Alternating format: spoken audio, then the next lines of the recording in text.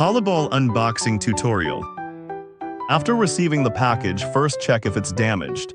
If everything looks good, place the box with the front side up and open the top cover. Take out the accessory bag first, then remove the 4 pieces of sponge foam on the upper layer one by one. At this point, you can see the upper half of the device. Important notes: never lift the device by the light strip, that's the red area, when taking it out. This can easily break it. Be sure to hold the central column, the green part, and take the entire device out.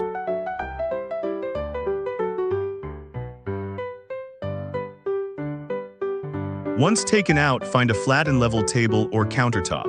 Place the device gently with the front side up, and make sure not to put it upside down or tilted.